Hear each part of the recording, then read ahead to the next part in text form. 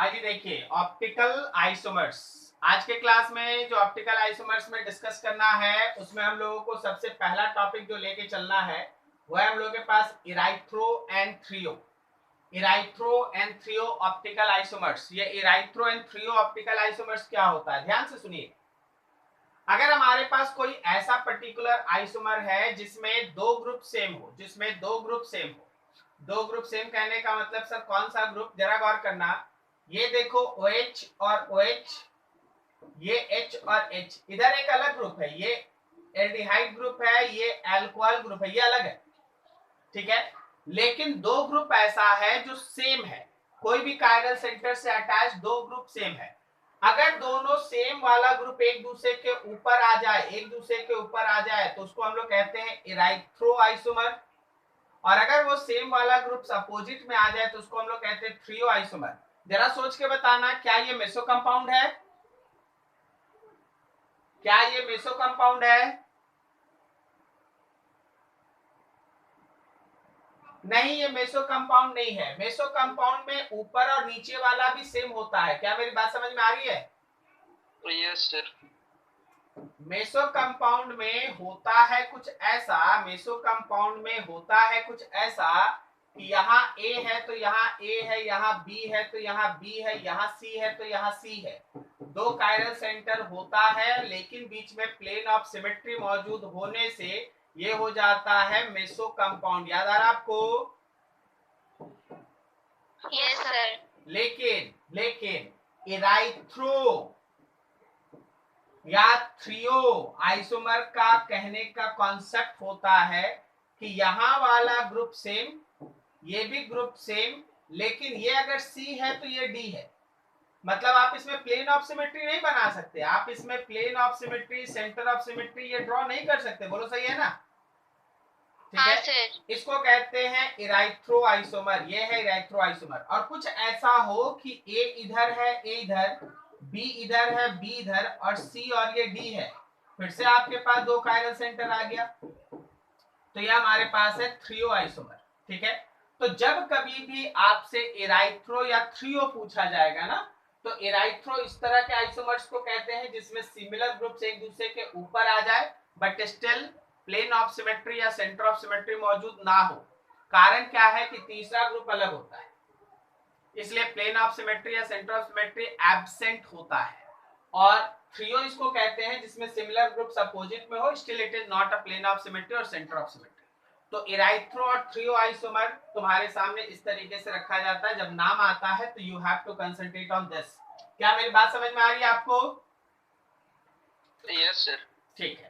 अब जरा गौर करना, थोड़ा आगे बढ़ेंगे हम लोग, आरएस नोमेनक्लेचर में जाएंगे। आरएस नोमेनक्लेचर में हम लोग क्या सीखे थे? तो आरएस नोमेनक्लेचर में अगर आपके पास कोई भी एक कायरल सेंटर था तो कैसे आप काम करते थे। Just a minute. मान लो जैसे यहाँ पे CH3 लिखा है, यहाँ पे C2H5 लिखा है। ये तुम्हारे पास एक सॉलिड वेज है, ये तुम्हारे पास एक सॉलिड वेज है जिसमें H है, और ये तुम्हारे पास एक गैस्ड वेज है जिसमें OH है। ठीक है। चलो इसका नाम लिख के बताओ। इसका एक जनरल नाम, हम आपका ऑर्गेनिक नाम हम इसका लिख देते हैं। ऑर्गेनिक नाम में इसके पास आएगा, आपके पास इसका ऑर्गेनिक नाम आएगा आपके लिए ब्यूटेन 2-ओल। ये इसका ऑर्गेनिक नेम है। अब इसके आगे बताओ R लगेगा या S लगेगा, जरा सोच के बताओ, फटाफट जरा सोच के बताओ। इसके नाम के आगे R लगेगा या S लगेगा?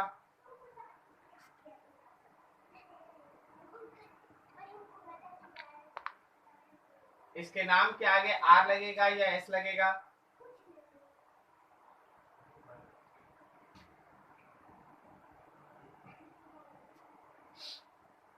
Sir are. अच्छा, स्टूडेंट का कहना है R। कैसे डिसाइड किया R लगेगा?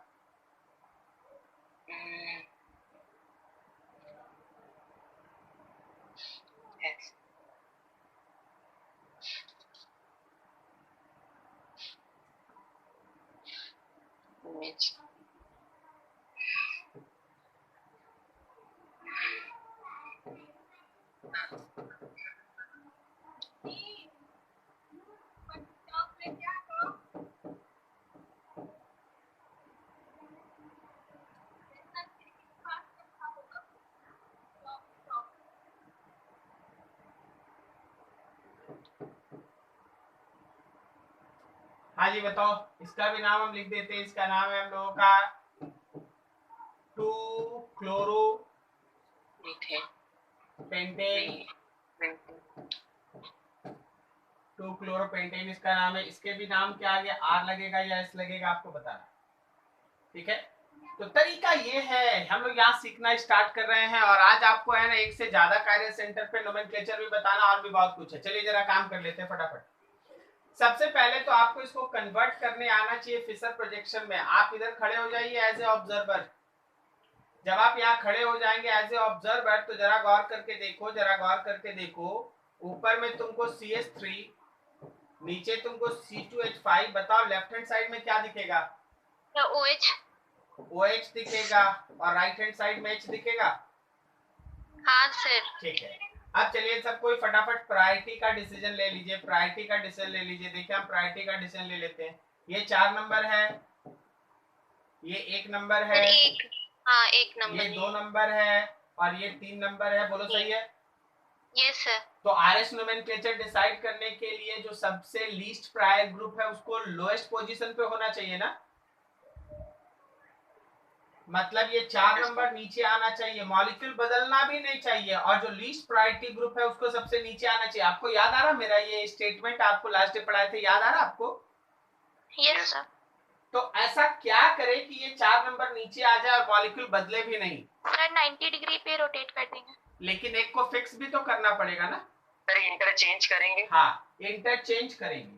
केवल 90 रोटेट करेंगे ना, अगर 90 घुमाएंगे तो एनंसोमर बन जाएगा। अब देखो, चलिए हम 3 नंबर को फिक्स कर देते हैं, 3 नंबर को फिक्स्ड कर देते हैं, और ये 4 को भेज देते हैं यहाँ पर, 2 को यहाँ भेज देते हैं, 1 को यहाँ भेज देते हैं।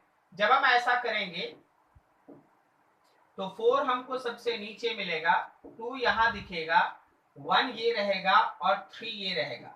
अब देखो, क्या ये 1 से 2 और 2 से 3 जाओगे तो ये आर कन्फिगरेशन है? हाँ sir, anti clockwise, clockwise, anti नहीं, क्लॉकवाइज। 1 से 2, 2 से 3, 1 से 2, 2 से 3, 1 2 3, 1 2 3, 1 2 3, clockwise, clockwise. So R configuration किस किस का सही हुआ? आप में से किस किस का सही हुआ? कोई नहीं। चलो अब इसका डिसीजन लेते हैं। ये तो खुद ही फिशर प्रोजेक्शन में दिया हुआ है। देखिए तरीका क्वेश्चन का, देखिए थोड़ा हार्ड करना है तो ये देंगे, यहां से स्टूडेंट को पहले ये बनाना पड़ेगा, बाद में है ना आरएस का डिसीजन लेना पड़ेगा। थोड़ा इजी क्वेश्चन करना है तो पहले ही से फिशर प्रोजेक्शन देंगे। क्या ये 4 नंबर है? हाँ सर, और Cl वाला 1, और फिर ये CH3 वाला नीचे जो है वो 2, और फिर ये 4। फिर से 4 नंबर को नीचे लाना है, फिर से 4 नंबर को नीचे लाना है, तो 3 को ऊपर ही रहने दो, 4 को नीचे ले जाओ, तो 2 इधर आ जाएगा और 1 इधर आ जाएगा। देखो हाँ सर। 1 2 3, क्या ये एंटी क्लॉकवाइज है? हाँ, तो ये एस कॉन्फ़िगरेशन है। Is this clear? Yes sir. चलिए अभी देखिए, अभी तक हम लोग एक कायरल सेंटर पे काम कर रहे थे। अब अगर आपके पास एक से ज्यादा कायरल सेंटर रहा तो आपको कैसे काम करना है वो सुनिए। मान लीजिए जैसे यहाँ H है, यहाँ OH है, यहाँ पे H है, ये हम लोगों का Cl है, यहाँ पे CH3 है, ये CH3 है। सुनिएगा ध्यान से, बोला गया इस मॉलिक्यूल का है ना नोमेनक्लेचर करो। जब आप इस मॉलिक्यूल का नोमेनक्लेचर करेंगे तो सिंपल ऑर्गेनिक नोमेनक्लेचर से जाइएगा तो 2 पे OH मिल जाएगा, 3 पे Cl मिल जाएगा। तो सिंपल अगर आप बिना R और S लगाए अगर आप इसका नोमेनक्लेचर करते हैं तो मिलेगा आपको 3 पे क्लोरो ब्यूटेन, 2 पे ओल। अब ब्यूटेन में यहाँ जो E है ये E नहीं होगा क्योंकि 2 लगातार वॉवेल्स ऐसे नहीं रहता। मतलब आप ये R और S वाला अभी छोड़ दें तो इसका नाम है 3 क्लोरो ब्यूटेन 2 ओल, 3 क्लोरो ब्यूटेन 2 ओल, 3 क्लोरो ब्यूटेन 2 ओल। अब देखो R और S कैसे भरते हैं, बहुत ध्यान से सुनिएगा। एक से ज्यादा कायरल सेंटर में थोड़ा प्रॉब्लम होता है। आपको डिसाइड करना है इस कायरल सेंटर पे और इस कायरल सेंटर पे। याद रखिए ऑर्गेनिक का नोमेनक्लेचर में 1 2 3 4 ये था, तो आपको डिसाइड करना पड़ेगा कि सेकेंड कार्बन पे ये R है या S, और फिर थर्ड कार्बन पे ये R है या S, ऐसे करना होगा। सेकेंड कार्बन पे R है या S और थर्ड कार्बन पे ये R है या S। क्या तुमको समझ में आ रहा क्या करना है? सर एक बार और बताइए। हाँ बोल रहे हैं क्या ना, ऑर्गेनिक का नोमेनक्लेचर हो गया 1 2 3 4। ये ऑर्गेनिक में जब आप नाम लिखते हैं तो मेन चेन का नंबरिंग करते हैं, तो नंबरिंग करने के लिए आपको मेन चेन में कुछ रूल्स को फॉलो अप करना पड़ता है, उस हिसाब से 1 2 3 4 ये ऑर्गेनिक का नोमेनक्लेचर का नंबरिंग है। अभी ये प्रायोरिटी वैरायटी नहीं है, ये सिंपल नोमेनक्लेचर का नंबरिंग है। अब आप देखिए 2 वाला जहां कार्बन है वो कायरल सेंटर है, 3 वाला भी कायरल सेंटर है, तो कायरल सेंटर पे ही ना आप लिखते हैं R या S कन्फिगरेशन। हाँ यस यस सर। तो सर आप इसको दो बार क्यों लिखे हैं? क्या बोले सर दो बार? यहाँ सोच रहे हो ना ब्रैकेट में 2 बार क्यों लिखे, यही बोल रहे हो ना? नहीं सर ब्रैकेट में नहीं, ये 2 लाइन क्यों लिखे? हाँ सर यहाँ पे ई लिख दिए थे हम गलती से, 2 भावे लगातार नहीं होता, वो ई हटाए हैं इस पर। अच्छा अच्छा ठीक है, समझ गया ना? हाँ सर। ठीक, अब हम लोग को डिसीजन लेना है कि सेकंड कार्बन पे और थर्ड कार्बन पे ये R है या S। आप अपने आप को जब भी इस तरह से एक से ज्यादा कायरल सेंटर मिलेगा ना, आपको एक एक कायरल सेंटर पे कंसंट्रेट होके काम करना है। चलिए हम लोग फॉर सेकंड कार्बन बात करते हैं, एकदम शॉर्टकट में बनाएंगे। फॉर C2 स्टार मतलब सेकंड कार्बन वाला जो कायरल सेंटर उसके लिए बात कर रहे हैं, एकदम छोटा सा बना लीजिए, बड़ा बना के कोई फायदा नहीं। क्या ये 4 नंबर चौथा हाइड्रोजन 4 नंबर का प्रायोरिटी आ जाएगा? OH वाला पहला, OH वाला पहला आ गया। अब आप सोचो एक तरफ CH3 और एक तरफ C के साथ ClC ये सब है, तो नीचे वाला सीनियर होगा ना? Yes sir. और ऊपर वाला जूनियर होगा। बोलो समझ में आया क्या? अरे नहीं समझे आप लोग सब कोई सुनिए, हम लोग अभी केवल ये C2 स्टार पे काम कर रहे हैं, तो H हो गया 4 नंबर का प्रायोरिटी, OH हो गया 1 नंबर का प्रायोरिटी, एक ऊपर में CH3 था और एक नीचे में, ये पूरा ग्रुप एक साथ सोचो। तो ऊपर कार्बन के साथ 3 हाइड्रोजन है, ऊपर कार्बन के साथ 3 हाइड्रोजन है, और यहाँ कार्बन के साथ Cl है, कार्बन है और H है, तो नीचे वाला सीनियर है ना? हाँ सर। तो इसको 2 नंबर दे दिए और ऊपर वाला थर्ड हो गया। क्या आप समझ में आए सबको? यस हाँ सर। कोई दिक्कत किसी को? तो सर जब नीचे वाले का सोचेंगे तो ऊपर वाले का कार्बन का जितना ग्रुप होगा सबका लेके सोचेंगे। बिल्कुल जब नीचे वाले का लिखेंगे तो बिल्कुल। अभी ये समझ में आया ऊपर वाले का सब कुछ क्लियर है? हाँ यस सर। चलो पहले यहाँ डिसीजन लेते हैं। Yes sir. यहाँ डिसीजन लेने का तरीका फिर से देखो, 3 को कर दो फिक्स्ड, एकदम आराम से समझिए। ये 4 गया इधर, ये 2 गया इधर और ये 1 गया इधर, तो मेरे पास 4 नंबर नीचे आ गया है, 2 नंबर यहाँ है, 1 यहाँ है और 3 यहाँ है। तो देखो क्या ये एंटी क्लॉकवाइज हो गया? Yes sir. इसलिए जो C2 स्टार है वहां पे ये S कॉन्फ़िगरेशन को बिलोंग करता है, यहाँ पे 2 पे S होगा। समझ में आया? हाँ सर। अब इसी काम को आप थर्ड कार्बन पे रिपीट कर दीजिए, फिर से आप रिपीट कीजिएगा सबको ही C स्टार, लेकिन थर्ड कार्बन पे सोचिएगा सबको, इस पे सोचिएगा, इस पे। तो जब आप इस कार्बन पे सोचेंगे, तो यहाँ 4 हाइड्रोजन 4 हो गया, Cl1 हो गया। पहला। अब आप बताओ 2 कौन और 3 कौन? ऊपर 2 नीचे 3 या नीचे? 2 ऊपर वाला सर, ऊपर वाला 2 नीचे वाला 3। Very good. हाँ। ऊपर वाला 2 नीचे वाले 3। फिर से आपको ये 4 को नीचे लाना है। चलो सब कोई 2 को फिक्स कर देते हैं। जब हम लोग 2 को फिक्स करते हैं, 2 को फिक्स कर देते हैं, 4 को 3 पास, 3 को 1 के पास, 1 को 4 के पास, 1 4 3। अब देखो ये 1 2 3 आ गया, राइट हैंड साइड आ गया। बोलो सही है?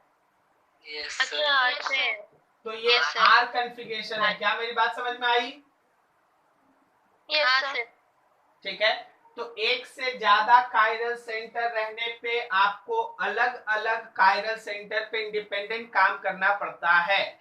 देखो यहाँ हम 3 बार 1 2 3 4 लिखे हैं, 3 बार 1 2 3 4 लिखे हैं। पहली बार जो 1 2 3 4 लिखे हैं वो क्या है? सर सिंपल नोमेनक्लेचर का नंबरिंग।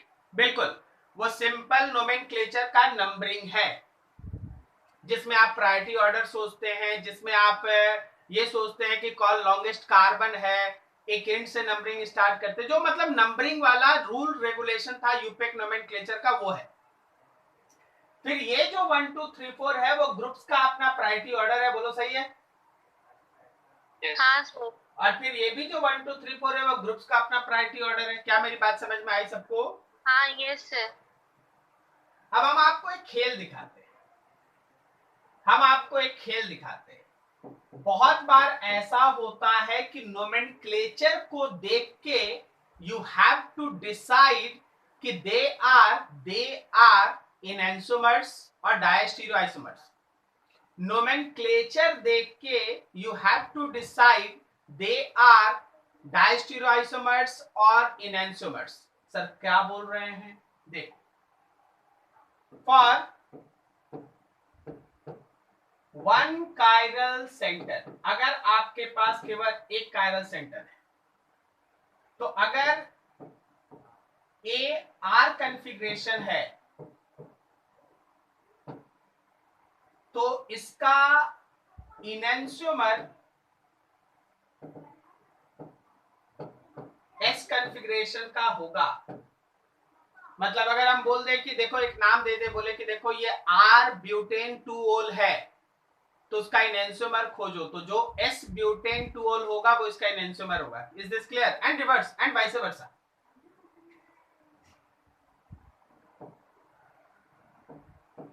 And vice versa. क्या मेरी बात समझ में आ रही है? बोलो जी, बोलो, समझ में आया? आर का इनएंशियोमर कौन है? एस, और एस का इनएंशियोमर कौन है? R. Is this clear? Oh yes sir. Yes sir yes sir. For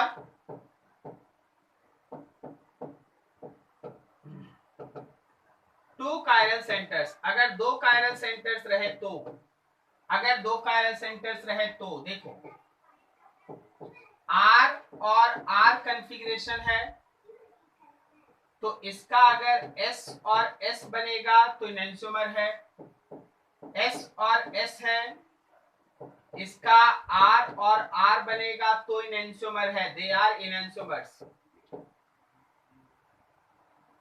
और देखो, ये R है, ये S है, S और R बन गया तो भी इनएंशियोमर है, ये S है, ये R है, और उसका R और S बन गया तो भी इनएंशियोमर है। क्या मेरी बात समझ में आई? सब ये इनएंशियोमर्स है। Yes sir. सर देख रहे हो, उल्टा हो रहा है। R है तो S बन गया, S है तो R बन गया। इज दिस क्लियर ना? अब देख, खेल हाँ देखना, सर। खेल देखना, अच्छे से समझना, नहीं तो मिसकॉन्सेप्ट ना हो जाए। S R है और ये बदल के SS हो गया, R R है, ये बदल के RS हो गया। मतलब एक सेंटर पे उल्टा हुआ है, दूसरे सेंटर पे जस का तस बना हुआ है। बोलो, समझ में आया? यस सर वीडियो वेट, क्या बोल रहे हैं ना? बोल रहे हैं क्या ना, एस आर है, ये बदल के एस एस हो गया, तो देखो एस वैसे ही है, आर उल्टा हो गया। आर एस है, ये बदल के मान लो एस एस हो गया। फिर देखो, आर वाला बदला, एस वही है। फिर देखो, एस एस है, ये बदल के एस आर हो गया। फिर देखो, आर आर है, ये बदल के है ना एस आर हो गया। क्या ये मेरी बात समझ में आ रही है? अच्छा, हम क्या लिखना चाह रहे हैं? हम क्या लिखना चाह रहे हैं? आर और एस पढ़ा रहे हैं। देखो, हम लिखना चाह रहे हैं कि एक सेंटर जैसे था वैसे ही है और एक सेंटर उलट गया है। बोलो, है कि नहीं? हाँ sir. Yes sir. One chiral centre remains unchanged and second chiral center inverted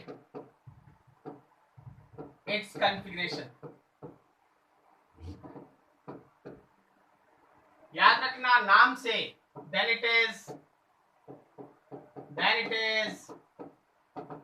diastereo isomers, तब ये डायस्टीरियो आइसोमर्स होगा। हम तुमको एक मॉलिक्यूल दे दे, उसका नाम दे दे, बोले नीचे 4 ऑप्शन है, उसमें से खोजो भाई इनएंसोमर्स। इनएंसोमर्स खोजने के लिए आप क्या करेंगे, उल्टा खोजेंगे। जिसका नाम में आर आर दिया है तो एस एस खोजिएगा, अगर आर एस दिया है तो एस आर खोजिएगा, अगर एस आर दिया है तो आर एस खोजिएगा। इन दोनों को यहां से हटा देते हैं, इन दोनों को यहां से हटा देते हैं।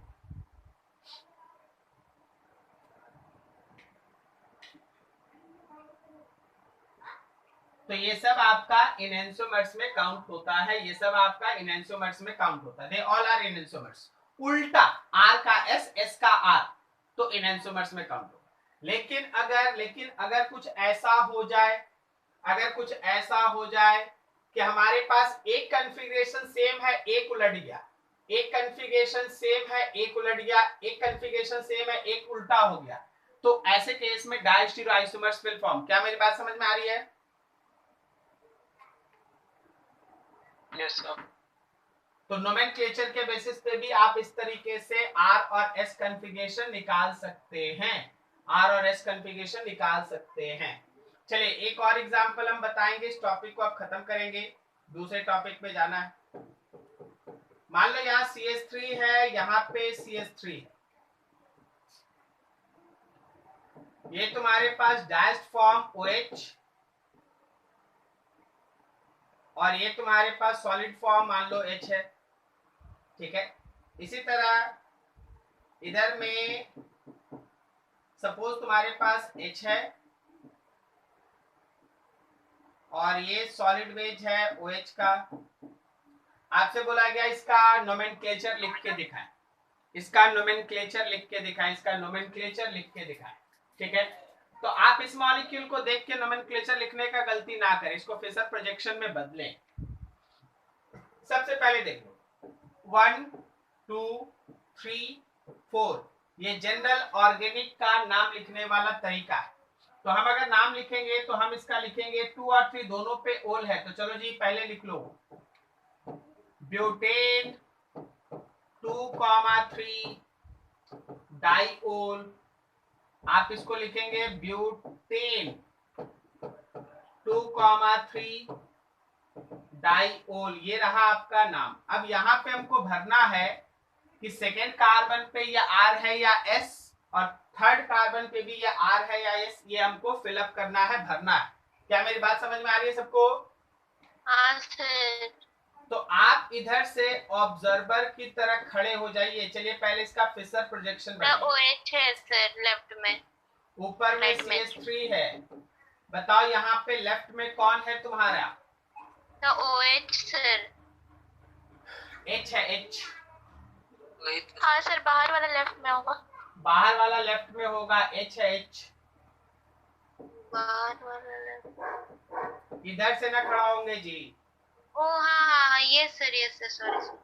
और यहाँ पे मान लो CH3 नीचे है, आप इधर से खड़े हो जाइए ऑब्जर्वर की तरह। H है लेफ्ट में और OH है राइट में। चलो बोलो, क्या ये देख के तुमको, अच्छा इसको देख के आपको पता चला ये मेसो है? इसको देख के आपको पता चला था? नहीं, इसको छोड़ दीजिए, इसको छोड़ दीजिए, इसको छोड़ दीजिए। इसको देख के आपको पता चला था ये मेसो है? हाँ सर, एक कायरल कार्बन है, 2 अरे नहीं यार, हमेशा ऐसा नहीं होता है। आप इसको मॉलिक्यूल को देख के आप नहीं बोल सकते कि ये मेसो है या नहीं है। जब आप इसका फिशर प्रोजेक्शन बनाते हैं तुरंत आपको दिखने लगता है कि ये मेसो कंपाउंड है, ये मेसो है, हम मानते हैं ये मेसो है, लेकिन नाम तो मेसो का भी लिखा जाता है। तो ऐसा डरना नहीं है कि सर मेसो आ गया तो नोमेनक्लेचर नहीं होगा, होगा। अब यहाँ पे आपका सेकेंड कार्बन, ये थर्ड कार्बन, चलिए जी बढ़िया से।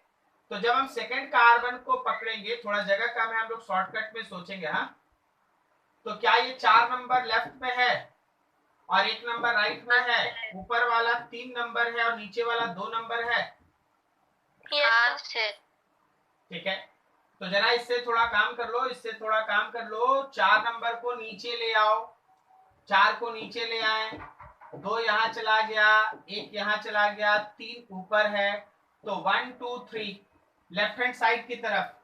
तो क्या ये दूसरे कार्बन पे एस कॉन्फ़िगरेशन है? Yes sir. ठीक है, ये हम लोगों का ये सेकंड कार्बन है, हमको यहाँ लिखना चाहिए C2 कार्बन का स्टार। हम लोग ये सेकंड स्टार पे बात कर रहे हैं।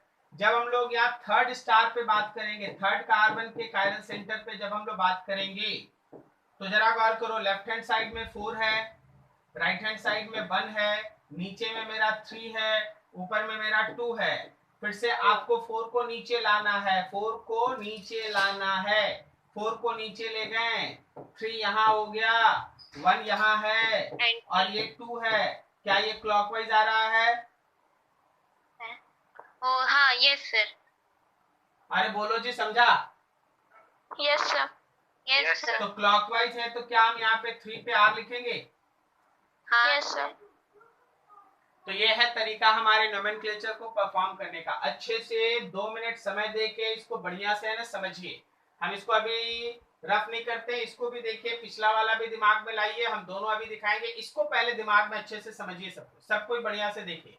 डायस्टीरियोआइसोमर्स पेयर को समझिए, इनएंसोमर इजी है, आर से एस बनता है, एस से आर बनता है तो इनएंसोमर है। लेकिन डायस्टीरियोआइसोमर को समझना पड़ता है, एक सेंटर जैसे था वैसे रहेगा, एक बदल जाएगा तो वो डायस्टीरियोआइसोमर्स।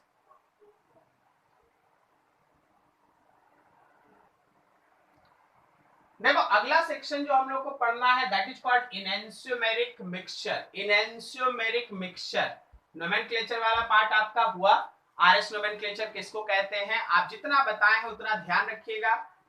जेई एडवांस, नीट, मेंस में जितना भी क्वेश्चन आया होगा आरएस नोमेनक्लेचर से, सबको उठा के बनाइएगा, देखिए 110% बनेगा। ठीक है ना, कुछ बचेगा ही नहीं पूछने के लिए। अगर आपको रूल्स मेरा फंडामेंटल्स याद है तो आप कहीं कुछ छूटेगा ही नहीं, छूटने का बात ही नहीं होता है। छूटेगा तभी जब आप कोई रूल्स नहीं सोचे होंगे या नहीं याद किए होंगे, तभी छूटेगा, नहीं तो छूटेगा। अब देखिए अगला टर्म, नाम है इसका रेसमिक मिक्सचर और इनएंशियोमेरिक एक्सेस मिक्सचर। रेसमिक मिक्सचर क्या होता है? बाय डेफिनेशन आप लोग जानते हैं, ऐसा मिक्सचर जिसमें दोनों इनएंशियोमर इक्वल प्रोपोर्शन में मौजूद हो।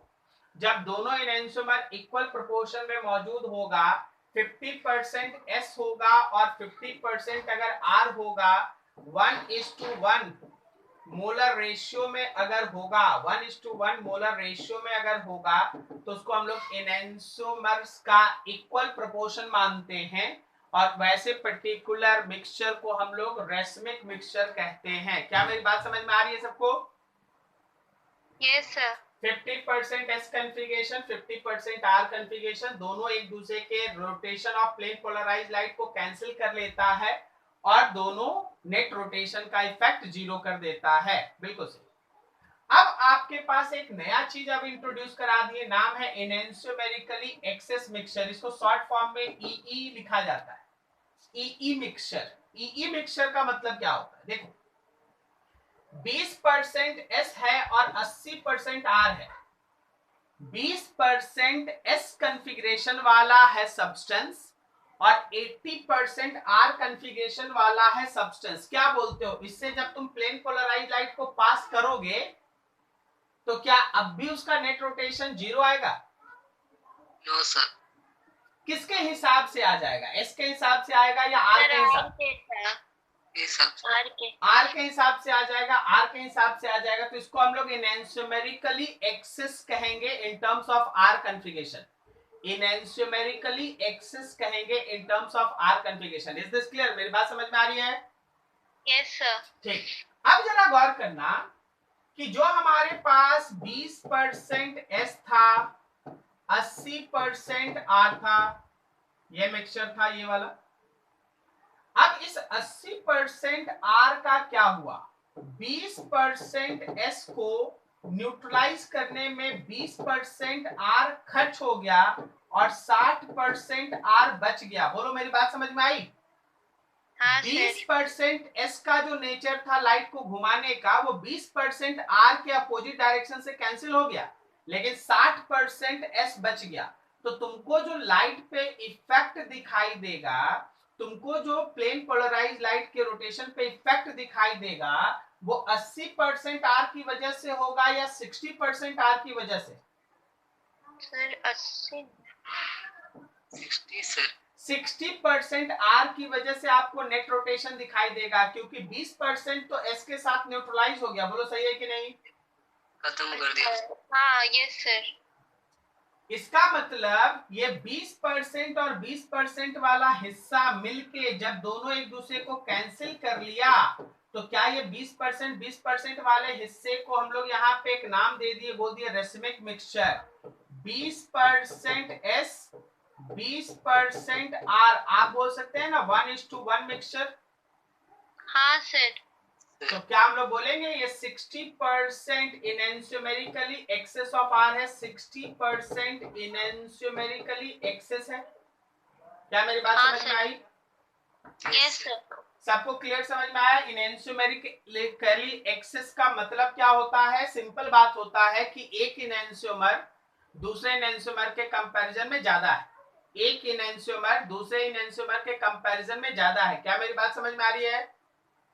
हाँ सर। ठीक, अब सुनना ध्यान से। कोई एक इनएंशियोमर, सुनिएगा, एक मिस कॉन्सेप्ट है, आप तुरंत आंसर दीजिएगा तो हम उसको क्लियर कर पाएंगे, ज्यादा सोचिएगा तो समझाने में दिक्कत हो जाएगा। बताइए जो आर कॉन्फ़िगरेशन है वो लाइट को किधर घुमाता है, क्लॉकवाइज की एंटी क्लॉकवाइज? सर वो क्लॉकवाइज घुमाता है। आर कॉन्फ़िगरेशन लाइट को किधर घुमाता है, प्लेन पोलराइज लाइट को, क्लॉकवाइज की एंटी क्लॉकवाइज? Sir clockwise. नहीं पता? नहीं पता? आप लोग जो पता है। नहीं पता है, बिल्कुल नहीं पता है, हमको भी पता नहीं है, आपको भी पता नहीं है, कोई साइंटिस्ट को भी पता नहीं। आप लोग जो क्लॉकवाइज रोटेशन बात किए थे वो कोई लाइट थोड़ी ना घूम रहा था, आप अपने नजरों को घुमा रहे थे 1 से 2, 2 से 3।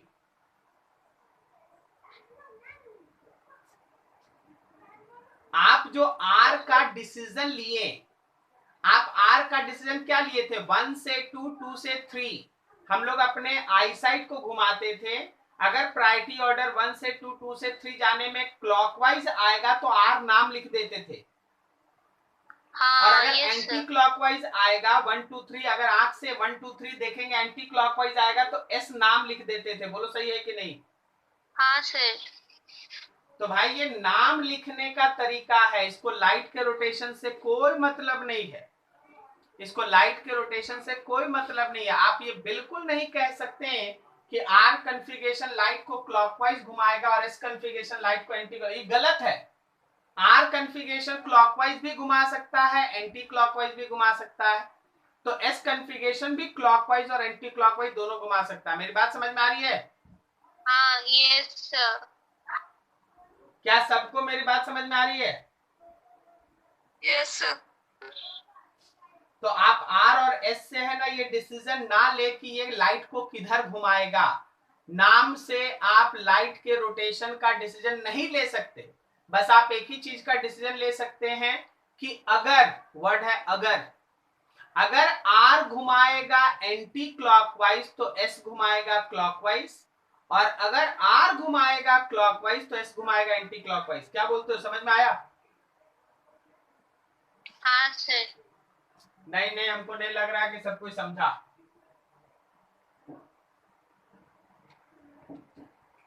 Are configuration can rotate plane polarized light in any direction, and so S configuration can also rotate plane polarized light in any direction. R किधर भी घुमा सकता है, S किधर भी घुमा सकता है, but for सेम मॉलिक्यूल, एक ही मॉलिक्यूल अगर है तो R and S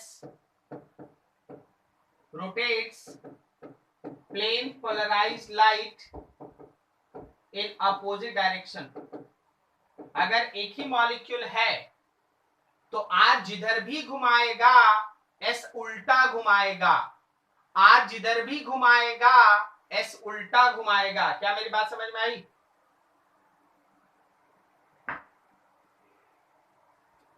आवाज आ रही है मेरी? Yes sir. Yes sir. सन्नाटा छा गया, लग रहा बुझा नहीं रहा कुछ। क्या बोलते हो, क्या बोलते हो? ये देखो क्वेश्चन तुमको सर सब नहीं सर, बस हम सर ये नहीं समझ में आ रहा सर कि ना जो आप अभी सर बोलो ना। सर हाँ तो सर हम बोल रहे थे ना कि इससे पहले जो आप मॉलिक्यूल दिखाए थे सर, उसमें तो हम लोग वैसे ही ना डिसाइड करेंगे जैसे पहले कर रहे थे। हाँ बोलिए, क्या बोल रहे हैं आप? अच्छा, ये जो आप देख रहे हैं वही ना बोल रहे हैं?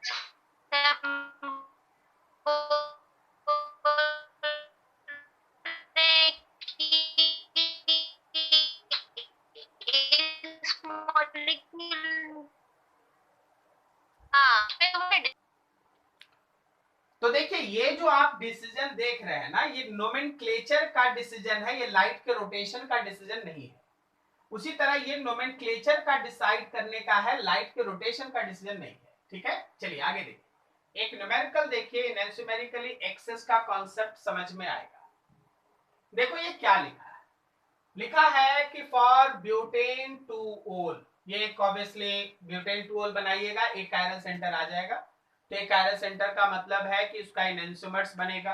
आर कन्फिगरेशन लिखा क्या है कि R configuration have angle of rotation 6 + 6.8 degree. पता है इसका मतलब क्या है?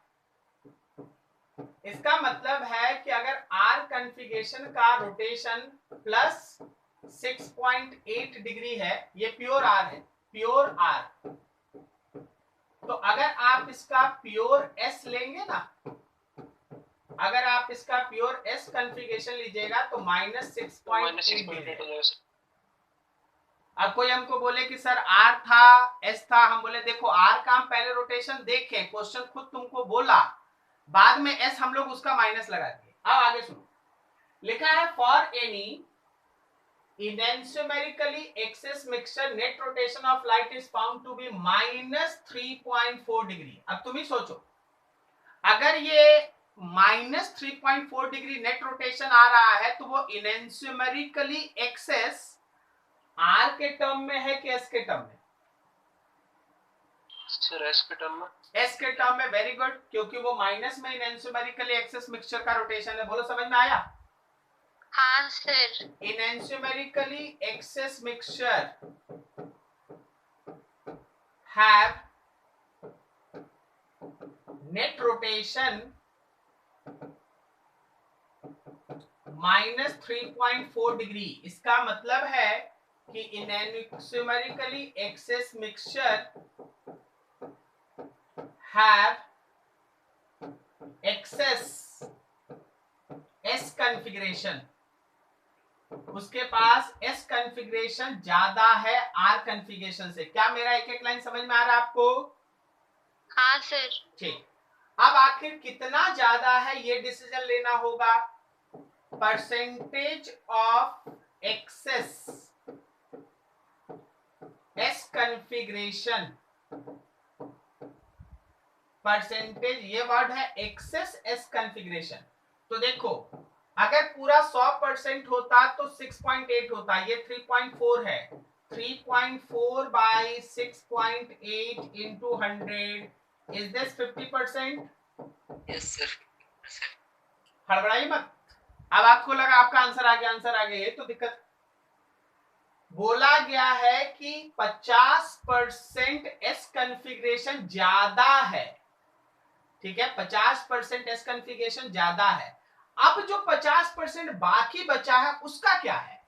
अब जो 50% बाकी बचा है, देखो देखो देखो, 50% एस कॉन्फ़िगरेशन ज्यादा है, लेकिन जो बाकी 50% बचा है उसका क्या है? इस बाकी 50% में 25% एस है और 25% आर है, दोनों एक दूसरे को न्यूट्रलाइज रखा है, तो ये 50% का एस कैरेक्टर ज्यादा है। बोलो समझ में आया? यस। तो आपको क्या निकालना? Find composition of that mixture. So final composition of mixture का फाइनल कंपोजिशन क्या है? मिक्सचर का फाइनल कंपोजिशन है 75% S configuration and 25% R configuration. क्या मेरी बात समझ में आई आप लोगों को? Yes sir. Yes sir. क्या सभी को मेरी बात समझ में आई? क्या हुआ? Yes sir. Yes sir. तो आप लोग है ना ये 50% निकाल के भी खुश मत हो जाइएगा कि तुरंत तुरंत आंसर देने लगे। आपको समझना चाहिए पूछा क्या है। 50% तो एस ज्यादा है, ये एक्सेस वाला टर्म है, ये एक्सेस वाला टर्म है। बाकी 50% का क्या है? तो उसमें 25% आर 25% एस को न्यूट्रलाइज करके रखा है।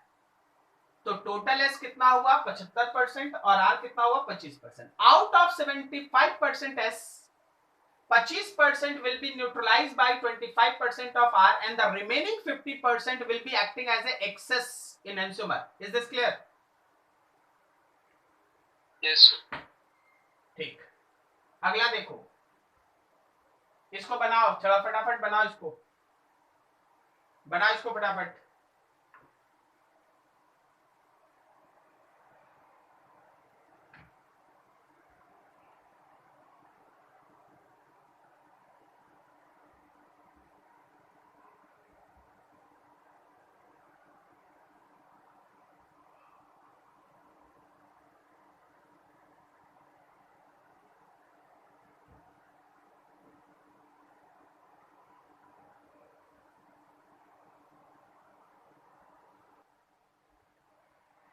सर आर है। आर होगा। हाँ सर आर है। बिल्कुल सही। प्योर एस कॉन्फ़िगरेशन जो है वो +13.2 दिया है। प्योर एस कॉन्फ़िगरेशन दिया है +13.2 डिग्री। तो अगर हमारे पास प्योर आर कॉन्फ़िगरेशन होगा तो वो होगा -13.2 डिग्री। बट एनेंटियोमेरिकली एक्सेस मिक्सचर का जो रोटेशन है तुम्हारे दिए गए सिचुएशन में वो है -4.4 डिग्री। तो आपको देखना है कि percentage of excess R configuration कितना हुआ। तो आप लिख दिए हैं 4.4 divided by 13.2 into 100, so it is 33.3% approx. अब आपको ये देखना था कि बाकी क्या है। जो बाकी 66.7% है उसमें से 33.3% आर कॉन्फ़िगरेशन है और जो आपका 33.3% है वो एस कॉन्फ़िगरेशन है। तो अगर आप पूरे मिक्सचर का ओवरऑल कॉन्फ़िगरेशन लिखेंगे, मिक्सचर का अगर आप कंपोजिशन लिखेंगे तो आपके पास एस आ जाएगा, सॉरी आपके पास आर कॉन्फ़िगरेशन हो जाएगा 66.7% और एस कॉन्फ़िगरेशन हो जाएगा 33.3%। क्या आप लोग का यही आंसर आया? Yes sir. Yes sir. ठीक है, समझ में आया सबको कैसे आ रहा है?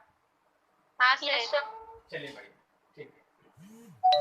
ये था आपके पास एनेंटियोमेरिकली एक्सेस का कॉन्सेप्ट। अब आपके पास है कि आप इतना पढ़ाई कर लिए, जैसे आप पूरा जीआई पढ़े, जीआई पढ़ने के बाद आपको सिखाया गया कि कैसे आप है ना total number of geometrical isomers निकाल लेते हैं। फॉर्मूला याद है किसी को? अगर सिमेट्रिकल इंट्स रहा तो, और अगर अनसिमेट्रिकल इंट्स रहा तो क्या होता था? याद आया सबको? नहीं सर, हम लोग याद नहीं करते हैं सब खराब खराब चीज। ठीक है, चलो देखो याद ध्यान से। Number of optical isomers for n number of stereogenic centres. If molecule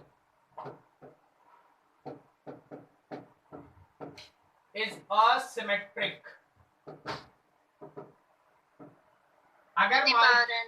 अगर मॉलिक्यूल असिमेट्रिक है, मतलब आप देख ही चुके हैं असिमेट्रिक मॉलिक्यूल क्या होता है। असिमेट्रिक मॉलिक्यूल का मतलब होता है जिसमें plane of symmetry, centre of symmetry सब बनाना है ना पॉसिबल ही ना हो।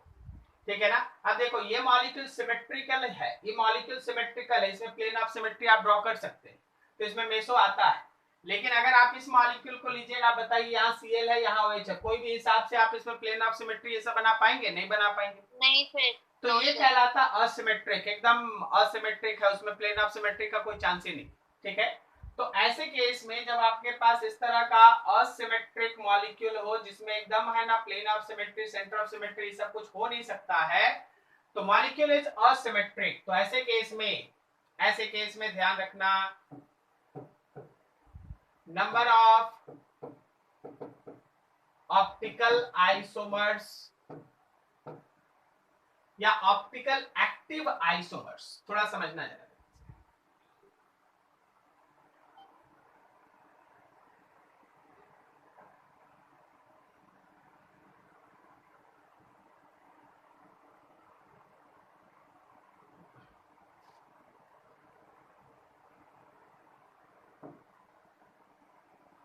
नंबर ऑफ ऑप्टिकल एक्टिव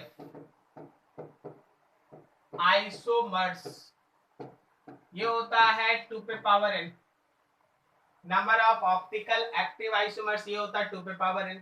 ठीक है, अब यहां से सुनना, number of meso compounds, indirectly बोला जाए तो number of optically inactive isomers.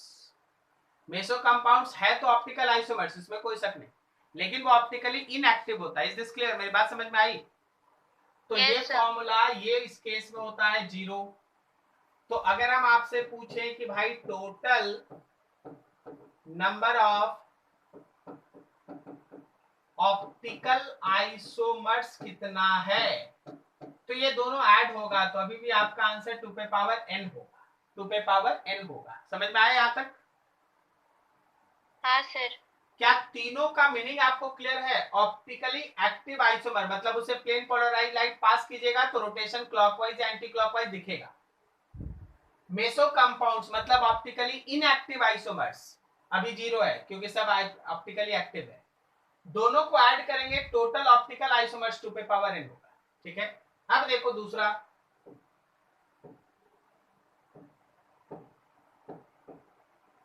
If molecule is symmetrical, अगर मॉलिक्यूल आपका सिमेट्रिकल है तो यहाँ पे दो केस बनता है, n is odd and n is even. अगर आपका number of stereogenic centres odd है तो याद रखना number of optically active isomers ये 2 पे पावर n, 2 पे पावर n माइनस 1 होगा। फिर उसके बाद नंबर ऑफ मेसो कंपाउंड्स का नंबर कितना है, तो 2 पे पावर n माइनस 1 बाई 2 होगा। And number of total optical isomers, दोनों को ऐड कर दीजिए, 2 पे पावर n माइनस 1 प्लस 2 पे पावर n माइनस 1 बाई 2 ये होगा। ये उस समय काम आएगा जब मॉलिक्यूल सिमेट्रिकल हो और जो नंबर ऑफ स्टीरियोजेनिक सेंटर्स है वो ऑड हो, number of stereogenic centres odd हो। हम आपको आगे एग्जांपल दिखा देंगे, अभी हड़बड़ाएं। इसी का बी पार्ट देखिए, अगर n है इवन तो याद रखना कि number of optically active isomers ये फिर से 2 पे पावर n माइनस 1 होगा। नंबर ऑफ मेसो कंपाउंड्स ये 2 पे पावर n बाई 2 माइनस 1 होगा, 2 पे पावर n बाई 2 माइनस 1 होगा। और फिर से total number of optical isomers, total number of optical isomers ये कितना है, दोनों को ऐड कर दो, 2 पे पावर n माइनस 1, 2 पे पावर n बाई 2 माइनस 1, दोनों को ऐड कर दीजिए। तो ये 3 फॉर्मूला है, तीनों फॉर्मूला को आप दिमाग में रखें।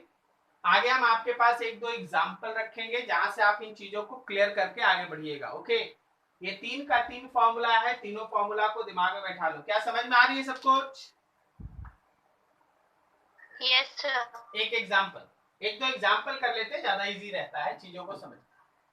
मान लीजिए आपके पास हम एक इस तरह का मॉलिक्यूल बना, यहाँ पे CH3 बना दे, यहाँ OH बना दे, यहाँ OH बना दे, यहाँ OH बना दे, यहाँ H बना दे, यहाँ H बना दे, यहाँ H बना दे, यहाँ CH3 बना दे। बताइए मॉलिक्यूल को सिमेट्रिकल कैटेगरी में रखिएगा कि असिमेट्रिक?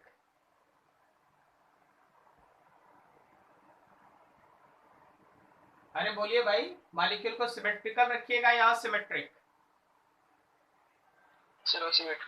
सिमेट्री में रखेंगे। देखिए ना, सिमेट्री है, ठीक है, सिमेट्री है। इसके अंदर एक कायरल सेंटर, समझे, इसके अंदर ये कायरल सेंटर नहीं है क्योंकि इधर वाला ग्रुप सेम है, तो ये फिर एक कायरल सेंटर सिमेट्रिक है और दो कायरल सेंटर है, सिमेट्री में है और दो कायरल सेंटर है, तो number of optical active isomers इसका कितना होगा? याद रखना, n का वैल्यू 2 है और ये सिमेट्रिक है, ये दोनों चीज है फॉर्मूला लिखने में। तो 2 पे पावर n माइनस 1, 2 पे पावर 2 माइनस 1 कहने का मतलब 2। अब इस केस में मेसो कंपाउंड का नंबर कितना है? तो n 2 पे पावर क्या करें, यहाँ पे n बाई 2 माइनस 1 कर लें, तो ये 2 पे पावर 0 कहने का मतलब 1 आ रहा है, एक मेसो कंपाउंड बनेगा। और अगर हम पूरा ऑप्टिकल आइसोमर्स का नंबर पूछ दें, ऑप्टिकल आइसोमर्स का नंबर पूछ दें, तो आंसर है 3, दोनों का एडिशन। Is this clear? चलिए और अगला एग्जांपल देखिए, थोड़ा समझिए, दिमाग को फ्रेश कीजिए।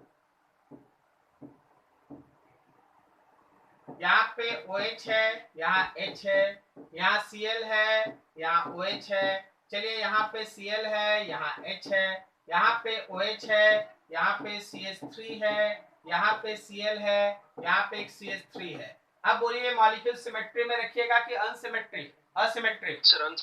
Asymmetric. How many chiral centres?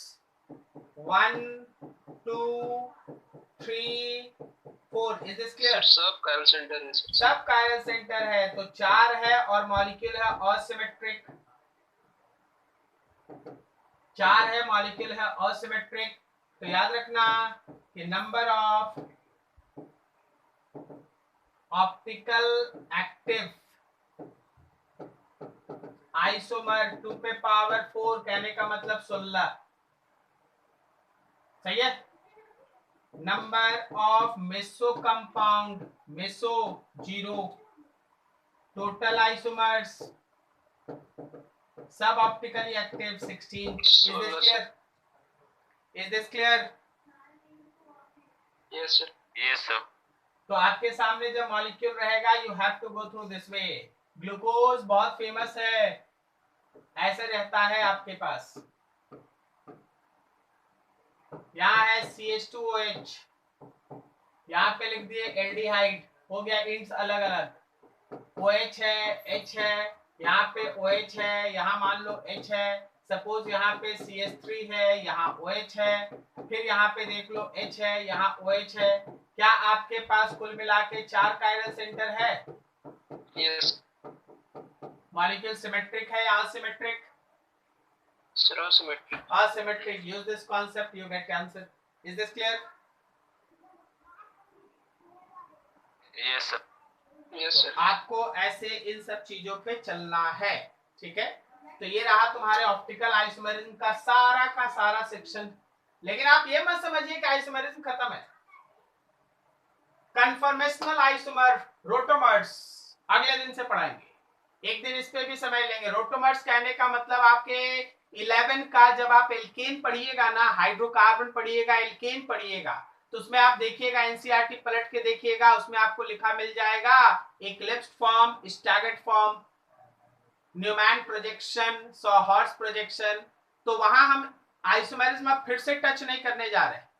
हम आपको बोले 11 12 दोनों ऑर्गेनिक होगा, तो 11 का पोर्शन है, हम इसको खत्म करेंगे, अगले दिन खत्म करेंगे। ठीक है, चलो यहां तक आप कंप्लीट करके आइए। जितना कॉपी पे पढ़ा दिया गया, अगर आपको आएगा, कोई भी आप क्वेश्चन उठा के बना लीजिए, नहीं बनेगा आप हमको भेज दीजिए, हम देखते हैं कैसे नहीं बनता है, क्या हम ऐसा नहीं पढ़ा पाए जिससे वो नहीं बना। ठीक है, वैसे अगले दिन जब आप बैठेंगे तो बहुत सारा क्वेश्चंस भी सिलेक्शन में होगा जो ऑप्टिकल आइसमेरिज्म से अलग अलग जगह पूछा गया, तो हम लोग उसको भी करेंगे। ठीक है, चलो नेक्स्ट स्टेज से आगे बढ़ेंगे। अब आपको नया रूटीन मिल गया ना सबको? Yes Yes, sir. sir. Yes.